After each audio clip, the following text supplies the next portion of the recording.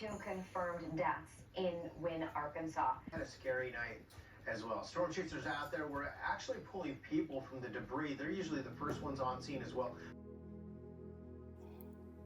For as long as I can remember, I have always had a passion for the raw power that Mother Nature can unleash. My fascination with tornadoes being probably top of the pecking order out of all the freak weather events, so it will be likely no surprise to you that the top of my bucket list was a storm chasing tour in the heart of the US in Tornado Alley. Whilst we chase and marvel at the ragged beauty that these storms unleash, it is also important to reflect upon the sheer devastation that they can cause at the same time, and I thought it was important to show you this too. Just where do you even start to clear up? But people do, and they do it together.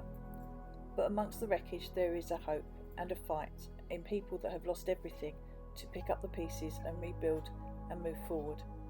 I will forever be in awe of the strength and unity displayed by communities, the strength of togetherness. You see bravery, you see compassion, but most of all you see love. When the siren goes off, there is an electric excitement, the storm chaser's dream, but yet a fear as well.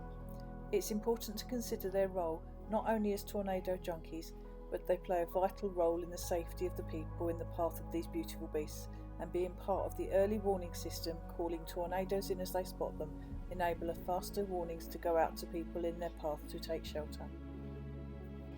We see these scenes on our TV screens, but until you stand in the midst of the aftermath of one of these storms, you don't understand just how small you really are in the trail of devastation that it leaves behind. I have a newfound respect for these beautiful storms now. You aren't human if you're not affected by the impact witnessed in the aftermath of these storms. People searching through the wreckage of their homes and their lives to find just something small amidst the devastation. And part of the chase is always to step up and help and be part of the hope and the compassion and most of all the love. This is my visit to Little Rock and Wynne, where on the 31st of March 2023, only 3 weeks before my visit, these areas were devastated by a historic storm system, and likes of which will be remembered for a long time. Yes, I wish I'd been there, but I chased from the safety of my sofa in the UK and was able to send my friend, who was living it, updates of the wider area from the radar that we were watching. A week previously, we were talking about the devastation in Mississippi, and she said that it was likely an F3 to F4. And I commented on saying how sad it was, and agreeing with me, she made the comment that it really isn't much you can do. Unlike floods, where you can fill sandbags, with tornadoes there is nothing but hope and prayer.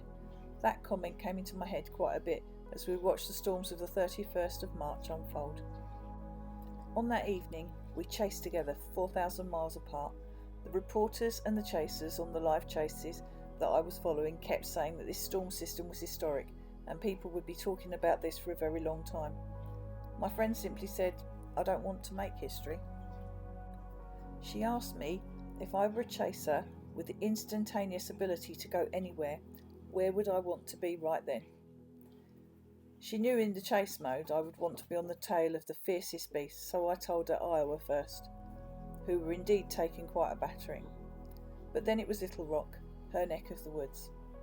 But most of all, the chase would be over for me, as I would have been on the ground helping in Little Rock, who were currently looking after 600 plus casualties, with hospitals in chaos and a distinct shortage of ambulances. Maybe this was the nurse hat coming out, but maybe it is also the point at which this storm chaser earned her wings.